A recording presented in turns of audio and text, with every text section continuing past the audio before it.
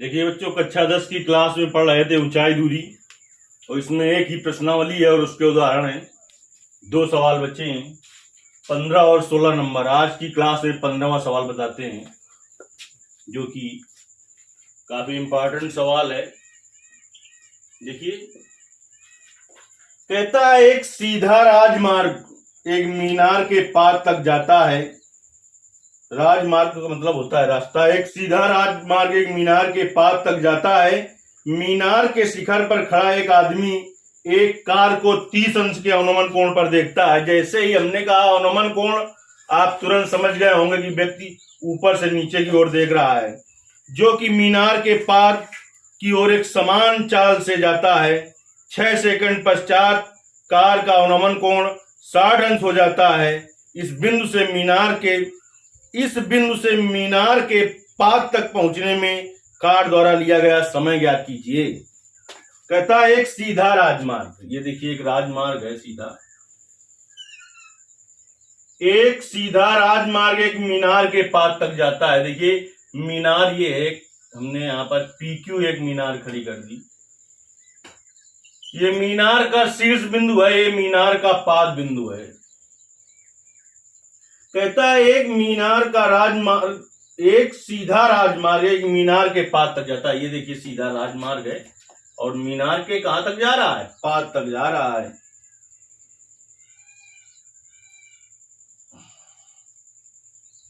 मीनार के शिखर पर खड़ा एक आदमी एक कार को 30 अंश के अवनमन कोण पर देखता है। यहां हमने माना कि एक कार बिंदु R पर खड़ी है और यहां से अवनमन कोण कितना है? 30 अंश का अवनमन कोण है। यहां पर देखता है, देखिए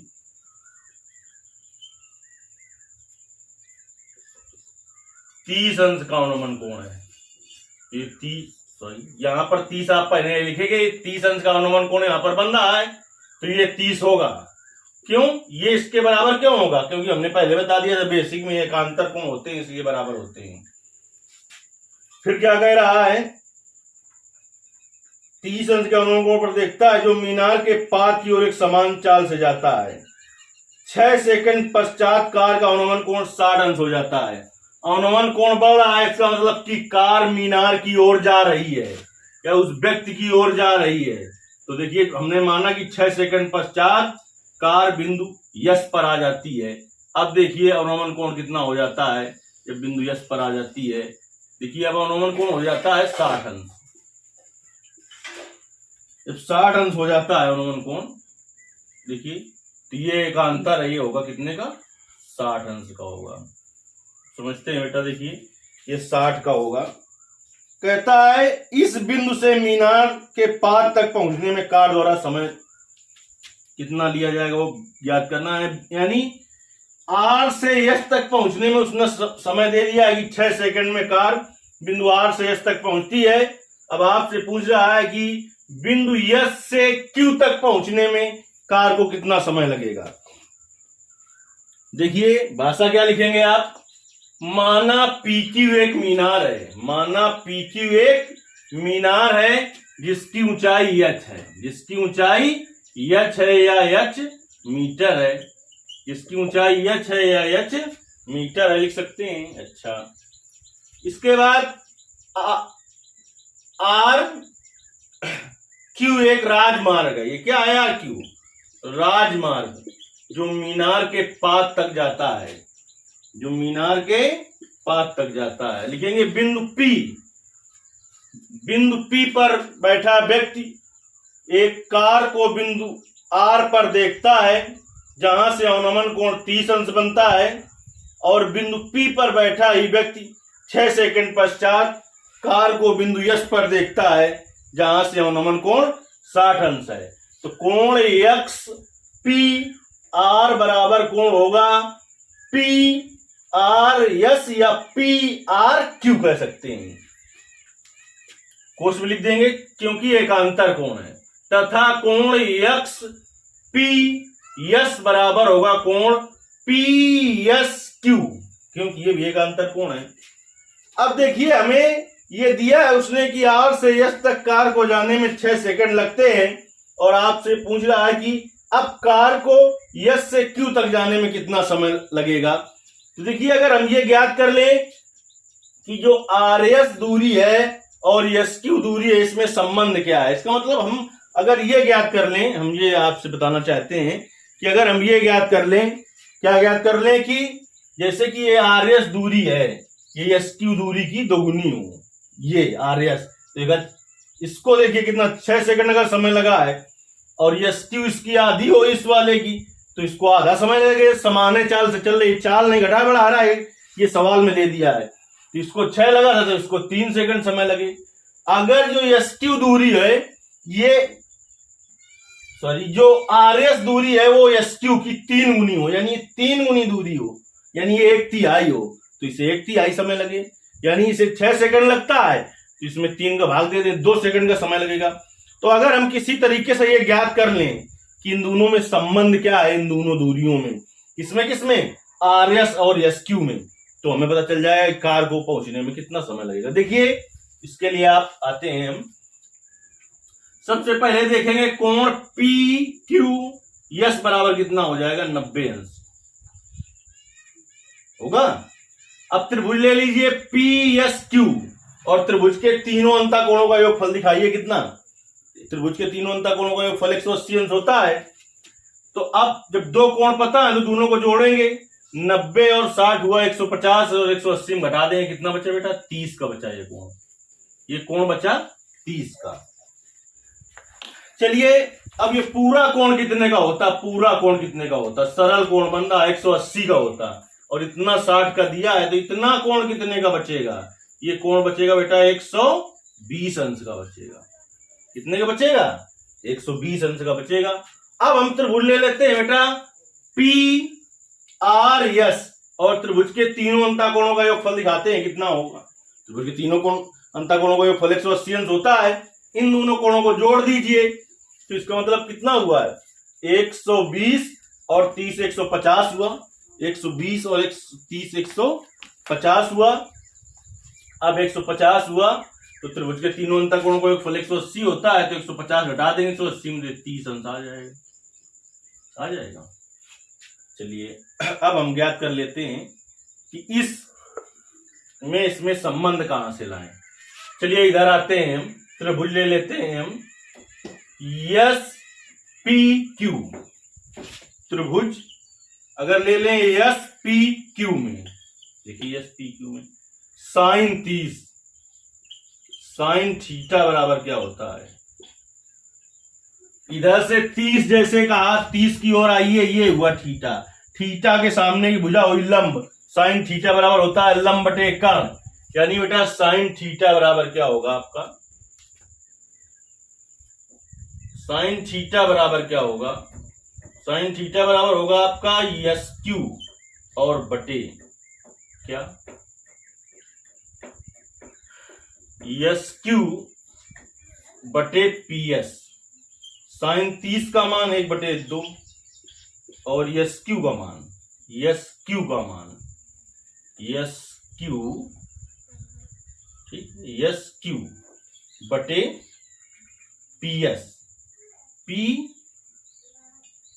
एस।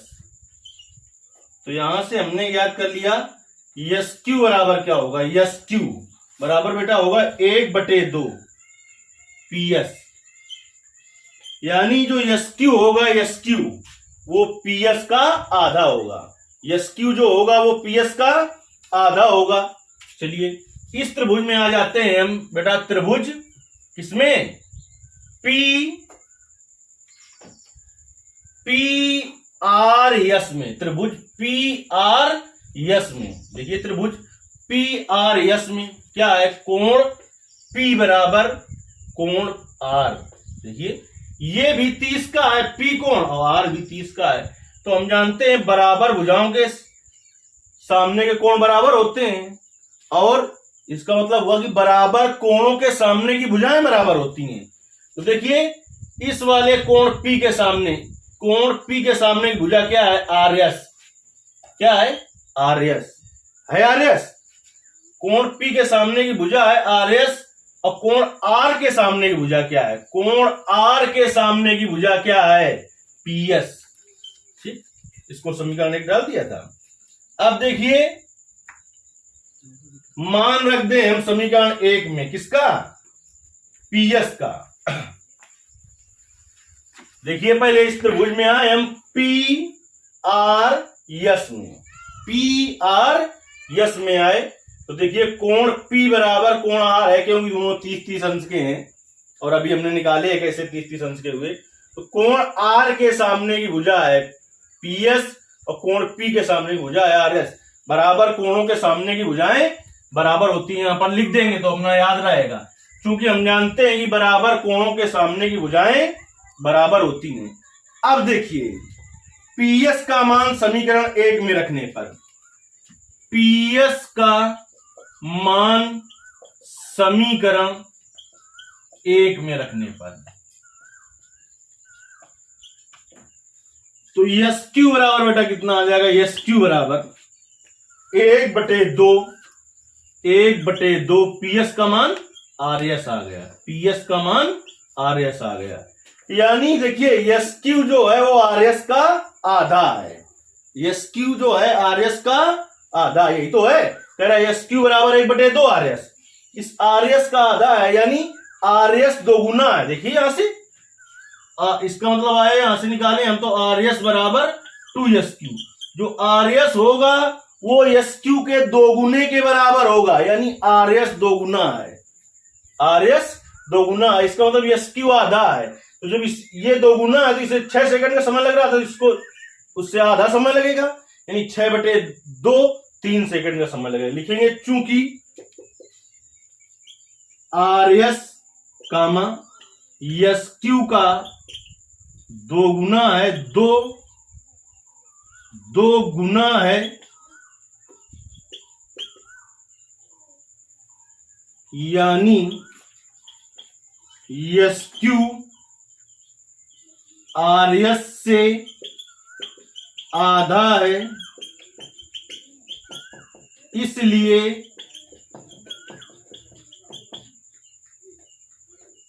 इस दूरी को तय करने में, इस दूरी को तय करने में आधा समय यानी कि जो समय था उसका आधा 3 सेकंड का समय लगेगा। देखिए ये सवाल आपको समझ में आ गया होगा, लेकिन हम इस सवाल को दूसरी विधि से भी बता देते हैं आपको। देखिए दूसरी विधि समझ लीजिए, तो फर्स्ट मेथड था, सेकंड मेथड से बता देते हैं हम आपको। उसके लिए बहुत सारे कोण नहीं निकालने पड़ेंगे आपको।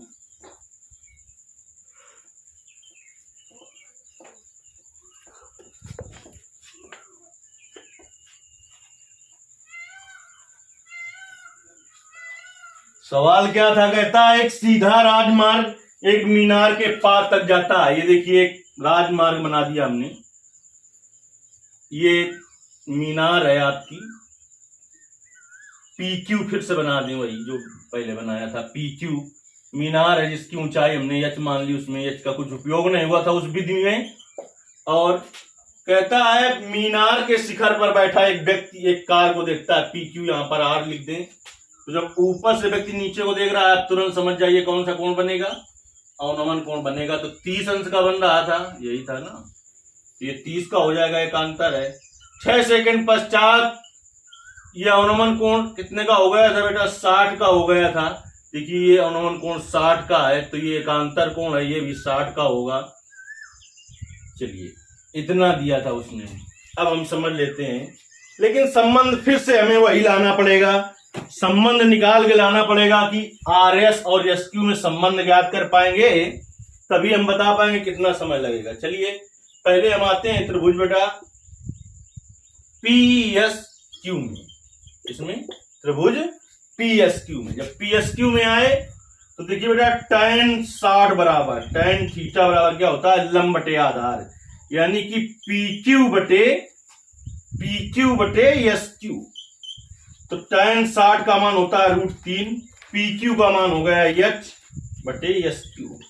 तो यहां से h बराबर आ जाएगा √3 एसक्यू, समीकरण नंबर इसको डाल दिया 1। अब बेटा हमने दोबारा त्रिभुज ले लिया। कौन सा त्रिभुज ले लिया? पी आर क्यू में।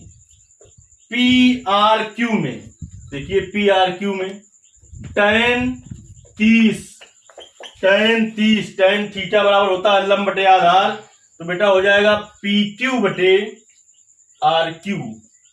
tan 30 का मान 1/√3, पी क्यू का मान h बटे आर क्यू। तो यहां से देखिए बेटा आर क्यू बराबर क्या निकल आएगा? आर क्यू बराबर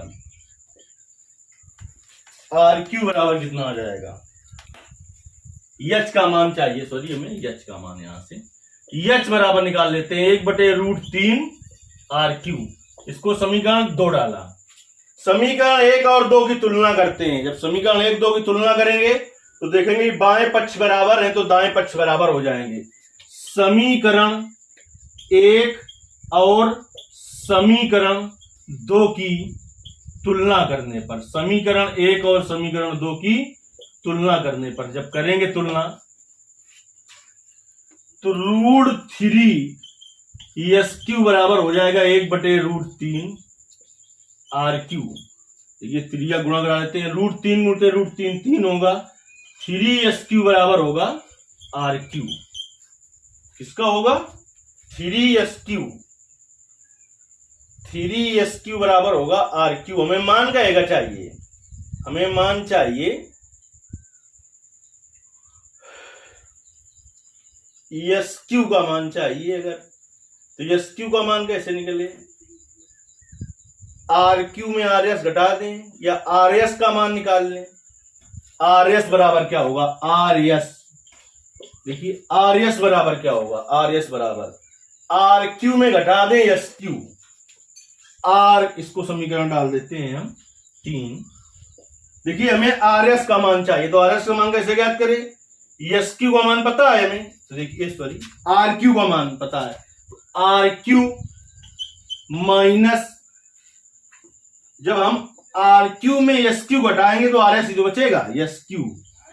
और आर क्यू का मान समीकरण हम रख देते हैं बेटा, आर क्यू का मान समीकरण 3 से रख देते हैं, 3s Q minus S Q.